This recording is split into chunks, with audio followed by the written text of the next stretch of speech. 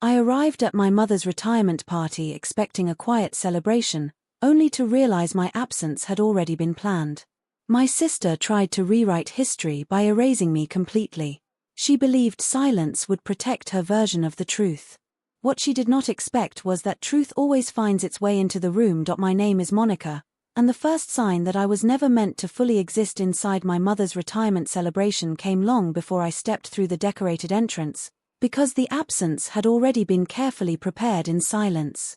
When the invitation arrived weeks earlier, it felt strangely impersonal, printed without warmth, without detail, without any acknowledgement that I had been part of my mother's working life for as long as I could remember.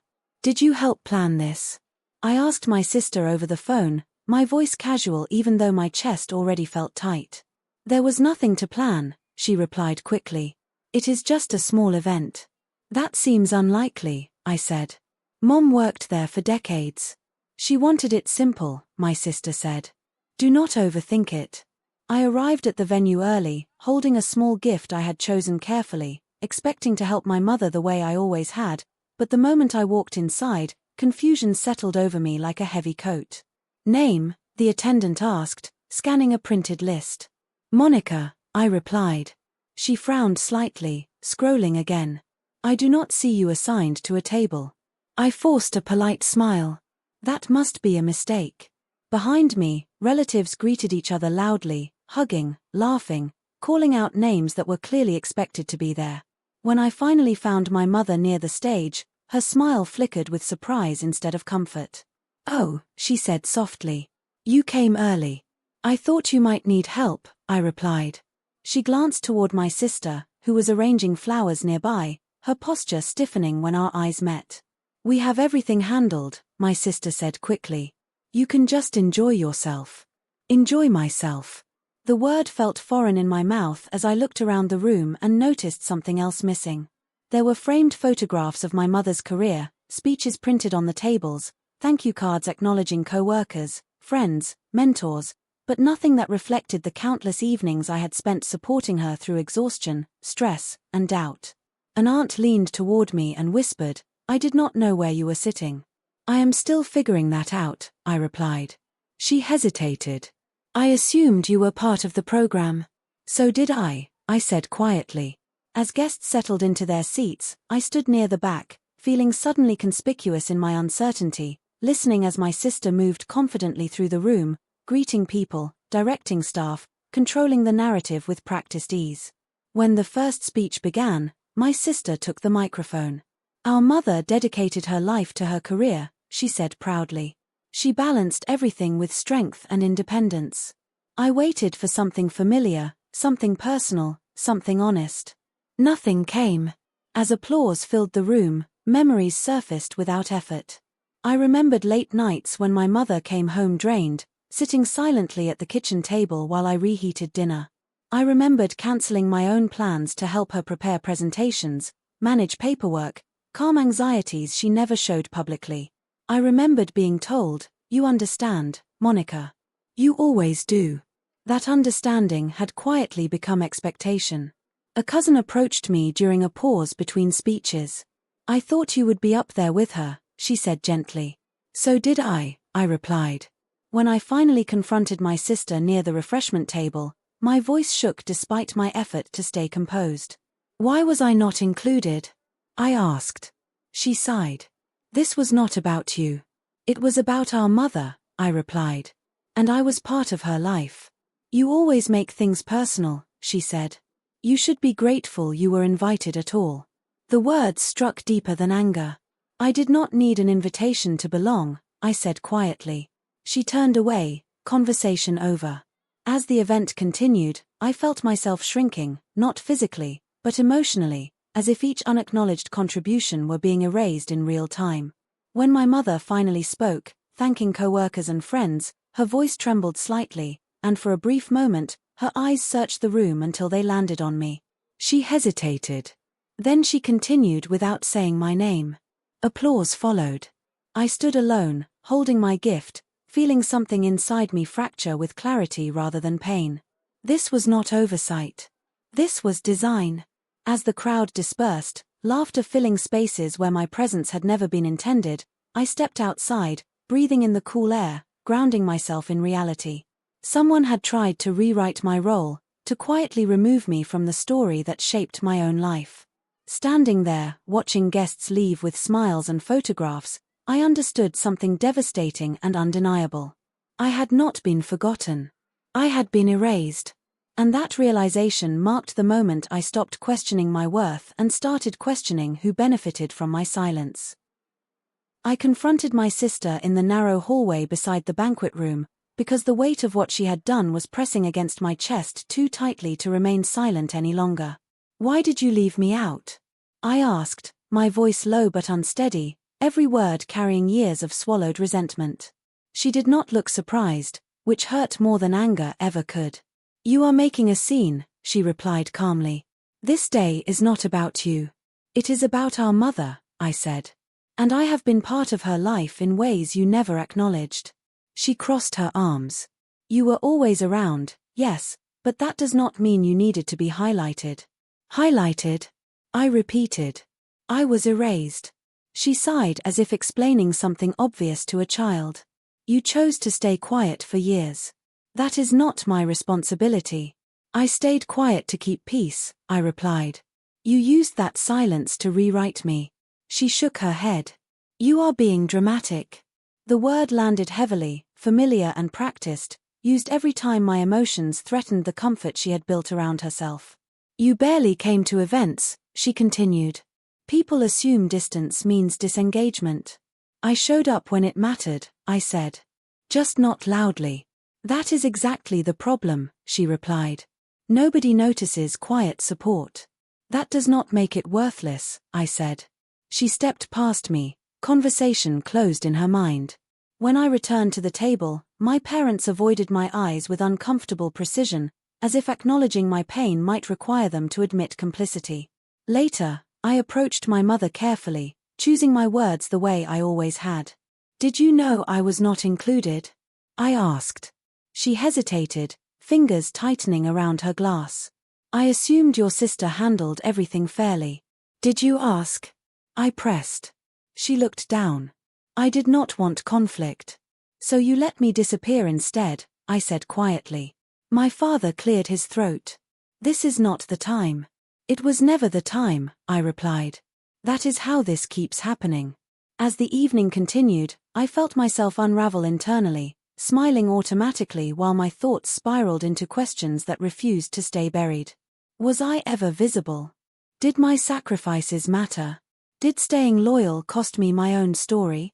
A family friend, Linda, approached me near the dessert table, her expression warm but uncertain. "I wanted to say," she began, "your mother always spoke about how much you helped her." My throat tightened. "She did." "Yes," Linda said. "She mentioned how you stayed late with her when work overwhelmed her." "Then why was I not acknowledged?" I asked. Linda frowned. "I thought that was intentional." The word intentional echoed painfully. Later, I spoke with Mark, a former co-worker of my mother, who smiled kindly when he recognized me. "You look familiar," he said. "You used to help her prepare reports, right?" "Yes," I replied. "She could not have managed some deadlines without you," he said. "She said that often." Hearing validation from strangers cracked something open inside me, because it confirmed what my family had denied. That night, after the celebration ended, I sat alone in my car, gripping the steering wheel as tears blurred the lights outside. I whispered to myself, "They let someone else define me." At home, the silence felt louder than the event itself, and I replayed conversations from the past with painful clarity. "Do not worry, Monica, you are strong. You do not need recognition. You understand, right?" Understanding had become my cage. I realized that by never demanding space, I had allowed others to decide how small I was allowed to be. When my sister texted me later, "You overreacted tonight," I did not respond. For the first time, I noticed something shift beneath the hurt, something unfamiliar but grounding. Awareness. I understood then that my loyalty had not protected me. It had made me convenient. And as devastating as that realization felt, it carried a strange clarity that steadied my breathing. The problem was never my value. The problem was that my silence made it easy for someone else to tell my story without me. Sitting there, emotionally exhausted yet finally honest with myself, I knew I could no longer afford to disappear politely. Being rewritten hurt deeply, but recognizing it gave me something I had never held before. Truth. And truth, once seen, refuses to stay quiet. For the first time in my life, I stopped explaining myself, because every explanation I had ever offered only gave others permission to reshape my truth into something smaller and easier to dismiss. I stood near the edge of the room as conversations continued around me, listening instead of reacting, allowing words to travel where my voice never had. An older cousin approached my mother during a pause between speeches, her tone light but sincere. "You must feel relieved," she said. "Monica carried so much for you over the years." My mother looked confused. "What do you mean?" "Well," my cousin continued, "she was always there, helping you late at night, handling things quietly when work overwhelmed you." I watched my sister's posture stiffen across the room. Another relative joined the conversation. "She practically lived here during your busiest years," he added. "I always admired that dedication." My sister interrupted quickly. "She chose that." I did not respond. Instead, I stayed still, letting the words move freely without my interference. A longtime family friend, Carol, spoke next. "I remember calling you during deadlines," she said to my mother. "Monica answered more often than you did." My mother frowned slightly.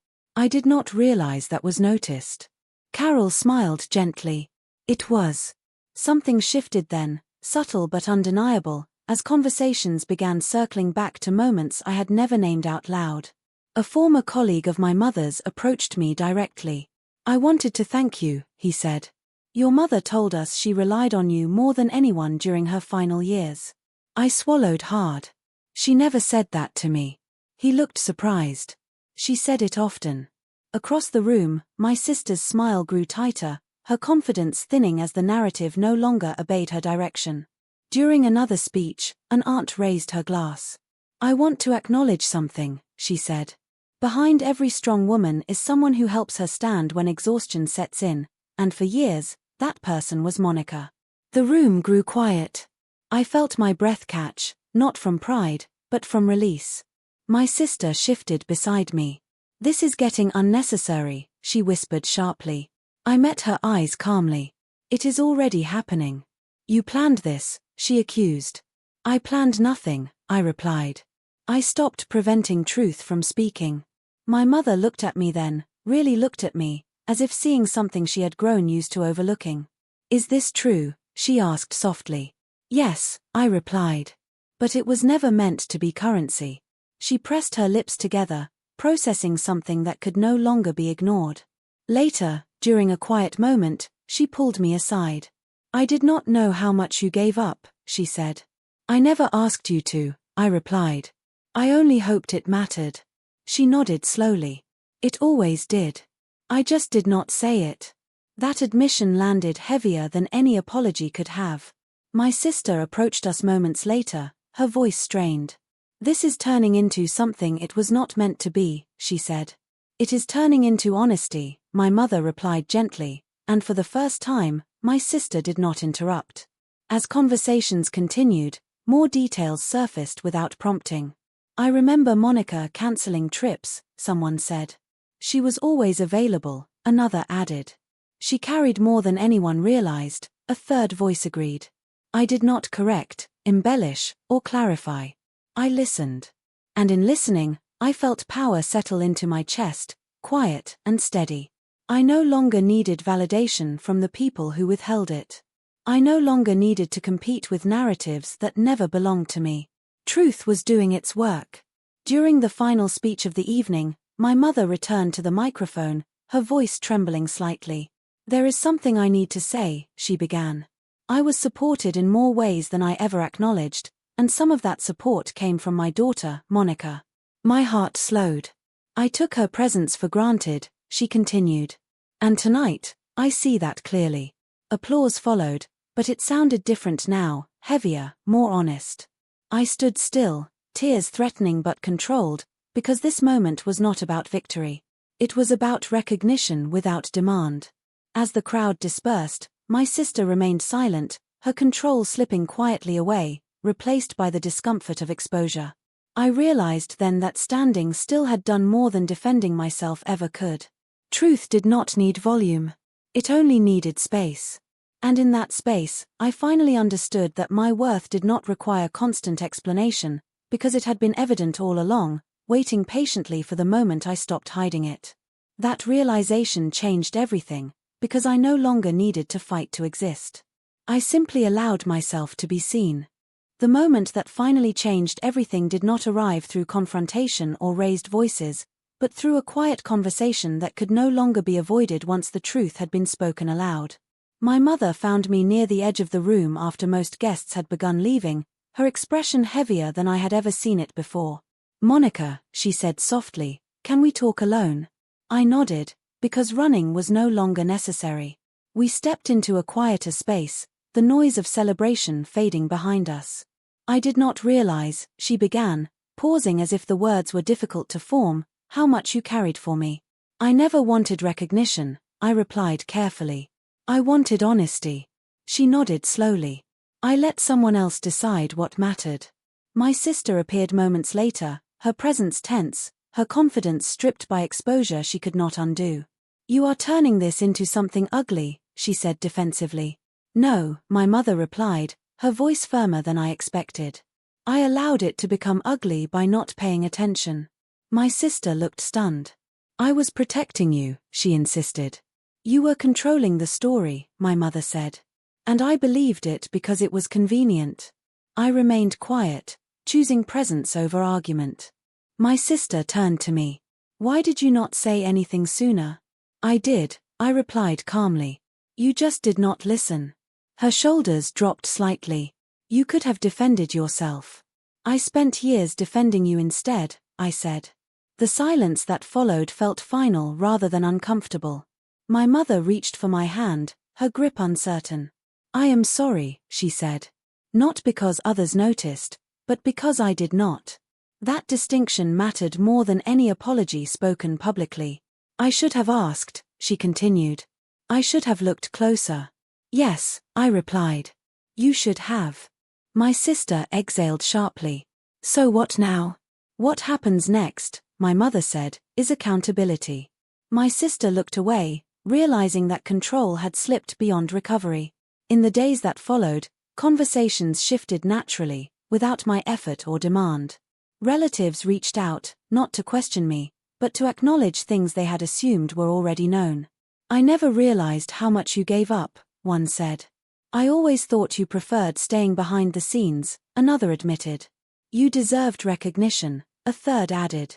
I listened without resentment, because resentment was no longer necessary. My sister grew quieter, her version of events losing credibility as truth replaced assumption. She never apologized directly, but she stopped speaking for me, which felt like its own consequence. One evening, my mother visited my home for the first time in years. "I want to understand you better," she said. "I want to be seen without performing," I replied. She nodded. "I think I am ready for that." We talked late into the night, not about guilt or blame, but about reality, about the years we both lost by assuming silence meant strength. Before she left, she said something that stayed with me. "You were never invisible," she said. "I just was not looking." That acknowledgement healed something words had never reached. After everything settled, I sat alone, reflecting on how close I came to disappearing inside my own family, how easily quiet devotion became erasure when convenience outweighed care. I realized then that survival did not come from fighting harder or proving worth louder. Survival came from stepping back and allowing truth to occupy the space I once filled with silence. Being erased nearly broke me, not because I lacked strength, but because I offered it freely to people who never learned how to hold it responsibly. Truth restored what silence had taken, not through punishment, but through clarity. Standing in my own space, breathing evenly, grounded in understanding rather than pain, I spoke aloud to myself. "I belong without permission." That sentence carried peace. I did not need to be rewritten into someone else's version of acceptable. I did not need to compete for acknowledgement. I did not need to disappear to maintain harmony. Sometimes survival means allowing truth to walk in uninvited, because it always knows exactly where it belongs. And when it does, it stays.